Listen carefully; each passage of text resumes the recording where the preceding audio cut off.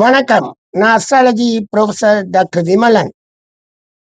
சொத்துக்கள் எப்பயுமே சொத்துக்கள், பழைய சொத்துக்கள், பழைய அமைப்புகள்ன்ட்டு தான் ஓடும். 4ஆம் பாவம், 11ஆம் பாவம், சனி. இந்த மூவரும் தான் இந்த சொத்துக்களை உடையவங்களுக்கு ஒரு சப்போர்ட்டா இருப்பாங்க. 4ஆம் பாவம், 11ஆம் பாவம், சனி கெடாமல் இருக்கக்கூடிய அடிப்படையில சொத்துக்கள் நிச்சயம். 5ஆம் பாவாதிபதி 4ல் இருந்தால் அவர்கள் அனைத்து சொத்துக்களையும் பரம்பரை வழியில வரக்கூடிய சொத்துக்களாக இருக்கட்டும், தான் சம்பாதிக்கக்கூடிய சொத்துக்களாக இருக்கட்டும், அல்லது தனக்காக மற்றவர்கள் எழுதி கொடுக்கக்கூடிய சொத்துக்களாக இருக்கட்டும், அனைத்தையும் அனுபவித்து மகிழ்ச்சியாக இந்த உலகத்தில் வாழ்ந்து செல்லக்கூடிய யோகத்தை அவங்க பெறுறாங்க.